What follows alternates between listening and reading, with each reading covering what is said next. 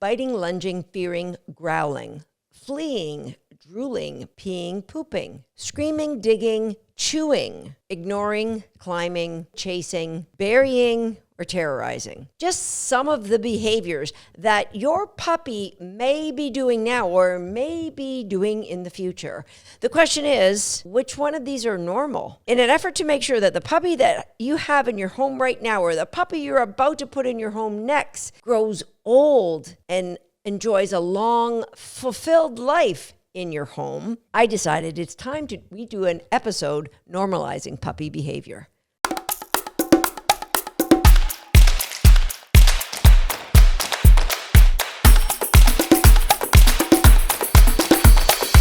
Hi, I'm Susan Garrett. Welcome to Shaped by Dog. And you know, there's a wide range of what is normal for a puppy's behavior. And a lot of it has to do with like the breed of dog. For example, if I was in need of a service dog, it would be highly unlikely my first choice would be a border collie. Now, I love my border collies and I never would want to live a time in my life without a border collie in it. However, I would not call them as a breed the most stable breed on the planet. Therefore, there are a lot of behavioral challenges that you're going to have to face if you choose to bring a border collie into your life. Now, those are normal behaviors for a border collie puppy, but they wouldn't be normal behaviors, say, for most Labrador retrievers or golden retrievers, or possibly even a standard poodle. So there would be better choices for me to choose for a service dog. So there is the breed of dog that will make a difference in the litany of behaviors that you may have to experience as a pet owner. There's male versus female in the types of behaviors that you may be experiencing. And there also is just individual quirks about the puppy you have. They may be 100% different than any other puppy of the same breed you've had before. They might even be completely different from other litter mates that were born in the same litter. But often it could be upbringing or how those puppies interpreted experiences while they were being raised in the litter of puppies. So all of this is to say, what is normal anyway? And what's so bad about being a little bit abnormal? Now, what I'm sure you are aware of as a puppy owner is that there's generally 2 fear periods that all puppies will go through. Now, some puppies will just breeze through these fear periods and you won't notice a thing. I can't remember a time with my Jack Russell Terrier puppies that I really noticed behavior changes during those fear periods. The first one being as soon after the puppy comes home from the breeder. Ideally, that is older than 9 weeks old, but the fear period might go from 8 weeks to 11 or 12 weeks old as they adjust to life without their litter mates, life without their mother, and life in your new home. A small fear period, you might just find that the puppy is a little more reserved, a little less outgoing, a little less bold, a little less confident. Now, the next fear period you may experience, but you may not, is the one that happens between 6 months and maybe 18 months of age. Now, that fear period coincides with that puppy's development of their hormones. And so you will see changes in behavior. You will see things that the dog will suddenly alarm bark at, like, what was that? And it could be like a statue in your backyard that they've seen every day of their life. It's okay. That is normal puppy behavior. So is a puppy that suddenly develops a fear of men, as my now 7-month-old puppy Prophet did when he turned 6 months old. He went so far as air snapping. Now, you might see a puppy that gets whale-eyed and stiff and lunges and maybe mouth bops or air snaps, as Prophet did, at what they're afraid of. It could be children, it could be men, it could be women. Now, that is normal behavior for many herding breeds. It doesn't mean that the puppy is flawed. That doesn't mean that there's a defect. We cannot expect puppies to grow up being perfect little beings. We have to expect that we have to put some work in. Now, why did Prophet have a fear of men? It's a reflection of my sad social life. But also, I live in the country, and so I clearly wasn't taking Prophet off the property and into environments where he would meet a lot of new people on a regular basis. Yes, I did it when he first came home very regularly, but who's to say when enough is enough? Now, I'm going to give you a list of some of the behavioral quirks that I've experienced with my most recent puppies. So with Prophet, as I said, he was afraid of men. I would say his fear of men might have been a 9 or a 10 out of 10, maybe not quite a 10. He did occasionally pee when a man would go to pet him, and he definitely lunged and air snapped. Today, I would call that maybe a 1. He seeks out men. In less than a month, he now is like, oh yeah, I love those men. There's still an occasion where if he is here at my home and Tater Salad is barking and Belief starts barking, that he will go, oh, high alert, there must be a danger. If he meets men away from the home or away from those 2 dogs, if those 2 dogs aren't barking, then he rarely even bats an eye at anybody that comes in the house. So very quickly, that went from a 9 or a 10 out of 10 to, I would say, at most, it's a 2 out of 10. So fear of men, I mentioned that I had house training challenges with him. Happy to report all of that is past. He now will happily come and tell me when he needs to go outside, or anybody. And yes, he has barked at inanimate objects in the yard that he has seen before, but that pretty much is beyond us. The latest one just came up this weekend at an agility trial where there was so much chaos and so much excitement and so much frenzy in the air. And when I took him on the first day, when I wasn't running, I was done for the day, I brought him back to be in that environment. We got a lot of good work in, but he was overwhelmed by all the dogs. So if a dog looked at him, he did the same kind of behavior he was exhibiting with men. That's great. I worked through that on the periphery, and I chose not to bring him back the next day. And I'm going to share with you at the end of this podcast what I did and what I recommend you do when your puppy shows any of these quirks, normal puppy behaviors as they grow up. Now, if you've listened to podcast episode number 203 and 204, you know all about the dietary challenges that I faced with my next youngest dog, Thissy. Now, this had horrible car sickness. She had separation anxiety. She had resource guarding. A lot of her fear and anxieties were a combination of A, her GI problems, and B, she was born August 2020. Now, I know that rings a bell because everybody in this world lived through the pain of the isolation of COVID, as did my puppy. And so it was more difficult to be as vigilant in getting her out and overcoming some of her fears. But I did. I'm going to share with you again at the end what the approach that I took. Thissy also was very motion sensitive, had an incredible need to chase everything. Therefore, that created a difficulty in really creating value for walking with me or being with me or recalling back to me. Again, quirks in the behavior that we just overcame with good old-fashioned dog training. Now, this is mother momentum. I really didn't have a ton of challenges to overcome other than she was very confident and loved living life at arm's distance away from me.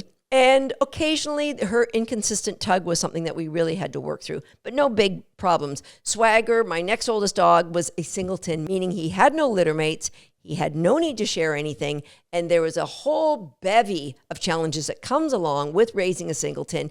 But here's the news flash, everybody. These quirks, as I describe them, these behavioral glitches are not who that puppy is. They only stay with the puppy if you start labeling the puppy and decide you got a defective one and that's your life sentence. All of the problems that I've listed, I have overcome. Yes, we're still working through the odd one with Prophet, and maybe there'll be more that pops up. I'm okay with it because I don't panic. I don't say, I got a defective puppy. I look at these behaviors as my puppy saying, hey, Mom, you missed a thing. We've got work we have to do. You missed a thing, Mom. That's all the puppy is trying to communicate with us, that we need more. So let's say you do have a puppy that gets their hackles up, that shows extreme fear. And from that fear, you will see possibly growling, baring of teeth,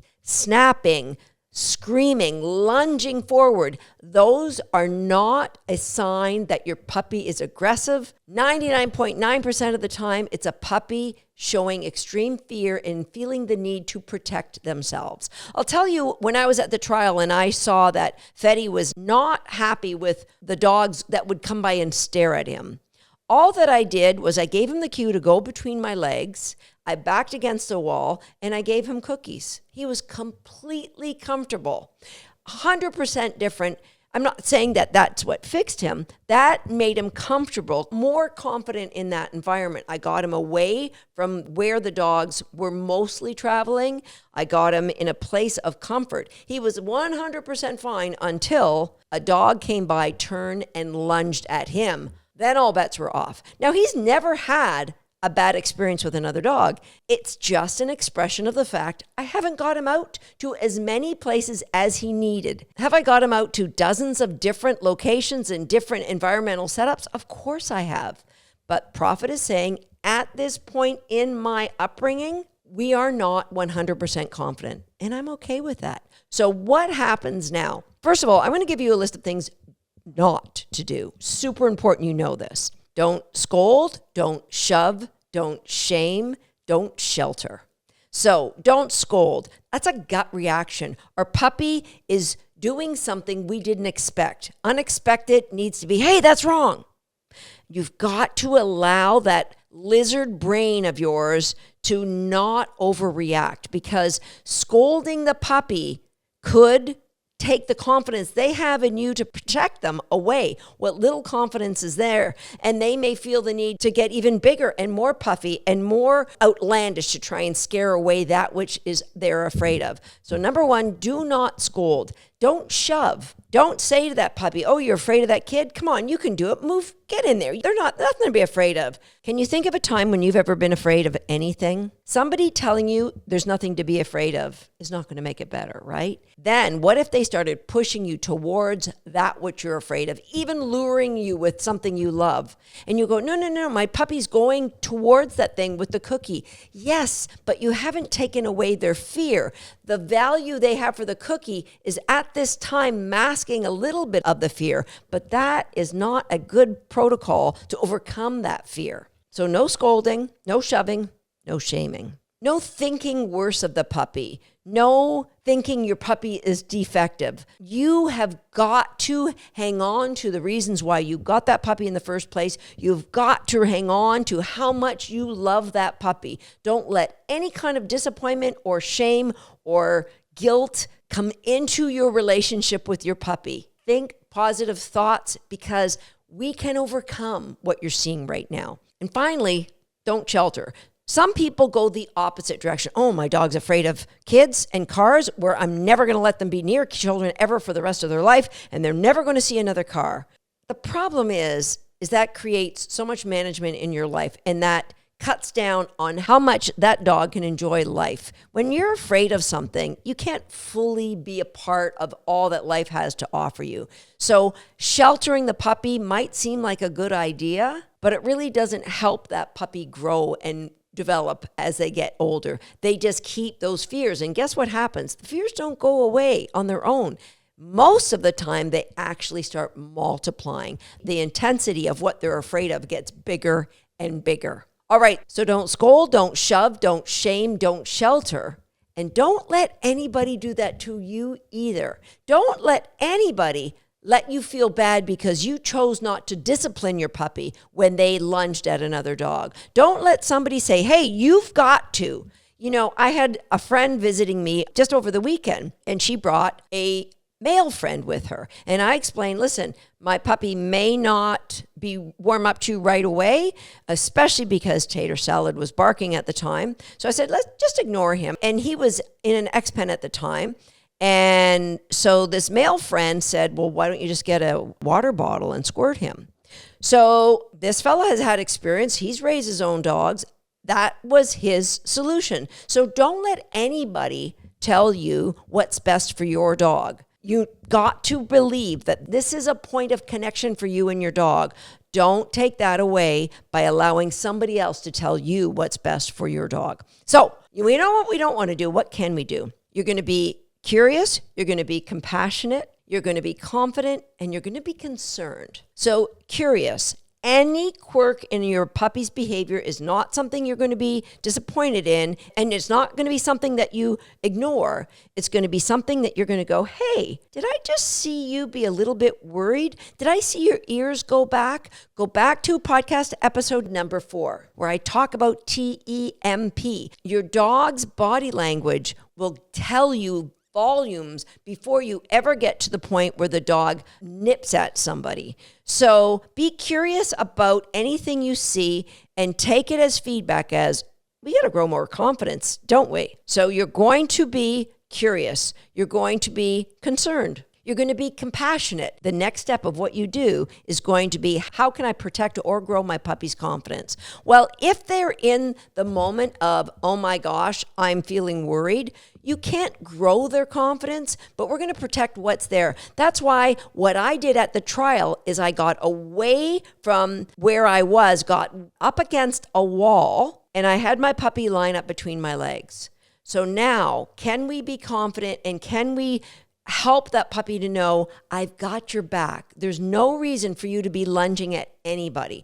Can you do that? Can you get your puppy away from that situation? Maybe turn and get them to chase a toy and get to a place where you see the puppy's posture be a lot more relaxed. So have compassion for the situation, both for your dog and for yourself. Be confident. And we've mentioned this so many times that your energy runs down the leash. So if you're like, oh my gosh, what's happening? I now know what is happening. Just think, hey, Susan Garrett said there'll be moments like this. I gotcha. Here's what we're going to do. We're going to go to the confidence building protocol right now. I gotcha, puppy. And be concerned, because if you're not concerned, you're likely going to do nothing. And by doing nothing, you're leaving it up to the roll of a dice if your puppy is going to grow up and be a confident, well-adjusted, and happy dog. So we want a level of concern so that you will take action. Okay, what does taking action look like? I've mentioned these games before, but I love these games because it's going to help grow our dog's confidence. The first thing you're going to do is get really, really good at the games at home. I'm going to say that one more time. We are not going to take a dog who's showing a little bit of anxiety or stress or fearfulness or reactivity and try to teach them something in that moment. They are in their little lizard brain. They cannot think clearly. All they can do is respond. And so we can't try to teach them anything. You may have already experienced this. Your puppy is barking at some imaginary thing that you can't even see, and you're trying to get them to sit, come here, come, and they're like, no, whoa. That's normal puppy behavior. They can't think when they're in that state. So we want to grow that confidence at home. And the first thing we're going to do, we've got to get to those location-specific markers. Grow the dog's understanding that when I say cook, they just head whip around. They know I'm about to get a reinforcement. Now, what are you saying cook for? Because what the dog is doing when you say the word cook is going to get reinforced. So if they're jumping on the counter and you want to get them off the counter, and you know by saying cook, you'll get their attention, you've just reinforced them jumping on the counter. So really, not a good move. Build the understanding when the dog is doing neutral, they're doing something that is neither good nor bad, or they're doing something that you love. Cook, followed by super high value reinforcement. The word search, the same way. We want them to understand. Now we're going to tell you to look for a cookie on the floor. Those two location-specific reinforcement markers are brilliant for you. A third one is tug. Now, I get that not all dogs will tug, and in an environment where they're stressed, they may or may not do it, but it's a great way to evaluate how stressed that dog is if they will tug. So another great location-specific reinforcement marker, tug. Work on those three, again, at home in a neutral environment. Number 4, we want to teach the puppy, bring me, a retrieve. Because again, it's something that you can do in the periphery. If you go back to podcast episode number 258, I talked about doing things in a pet store. And one of the things I did in the pet store when I noticed my dog was afraid of men was just getting him to retrieve toys to me. There were no men around. It was just a new environment I wanted to build confidence in that puppy. So Bring Me is a great way to test how confident or worried your puppy is. It's Your Choice, another fun game of choice that's super easy to play. And again, you can find all of these games over on YouTube. There'll be links in the show notes. But It's Your Choice is something that engages your dog's brain and gives them the power to make choices in any environment. And finally, this one I suggest you do ahead of time. And that is exactly what I talked about in podcast episode number 40. And it is conditioning your puppy to love their head halter. You know, I've been doing this all along with Prophet, conditioning love for a head halter, but I have never put a head halter on him. And just last week, I was away in Costa Rica, and one of my friends was looking after Prophet, and I told her, listen, I want you to be very cautious of him around men. We're working through, and I gave her the protocol, what we're doing. And for her peace of mind, she decided to put him on a head halter. She said, it's like he's been wearing one his whole life. He didn't care at all about it because we played so many games. Start creating confidence with a head halter before you need that head halter. So you've got all of these games that you play at home, and you're grading your dog's confidence and willingness in all different rooms, your kitchen, your dining room, your living room, your bathroom, the backyard, the front yard. And then you want to grow even more environments, the neighbor's yard or the neighbor's house. Again, if your dog is afraid of men and your neighbor has got like 5 grown men that live with him, not really a good place to go. We want to build more confidence in new environments that are neutral environments. So things like a retail store. A lot of retail stores will let you bring puppies in for training. You, of course, ask ahead, check ahead, make sure that that's going to be okay. A park, provided that your puppy's anxiety isn't about other dogs. There are all kinds of places, if you put your mind to it, as long as you can control your puppy's exposure to the triggers. Now, what if in the midst of all this, a known trigger happens upon the puppy? Go to your 5 C's. You're going to be curious about your puppy's behavior. Take it all in. But as you're taking it all in, you're going to play one of the games I've told you about that allows you to exit out of that environment, maintain the level of confidence the dog has all the time that you are being compassionate about what's going on, and by exiting that environment, maintain the concern you have for your puppy. So there you have it. Normalizing behaviors that you may feel as a puppy owner are the end of the world. Now, I'm going to give you one last thing. If your puppy does react in a way that is a little extreme, the way that Prophet did when he entered his second fear period around 6 months of age, where his eyes got bright and he lunged and air snapped at the gentleman. If your puppy acts any way like that, and when you get them out of the environment, they still won't take food and they're still super upset, you may want to consider the help of a veterinarian behaviorist, somebody that can help you work through this extreme problem that you're seeing. But for the rest of you, just know growing confidence in known environments and then adding more and more environments to that confidence, the more games you can play with your puppy that have cues, you're building triggers that are positive that you can use in all these environments. And before you know it, your puppy is going to move through that second fear period and be a far better, happier, better adjusted puppy because you were curious and you took action to make sure that happened. I'll see you next time right here on Shaped by Dog. Tater hit the target. Now it's your turn.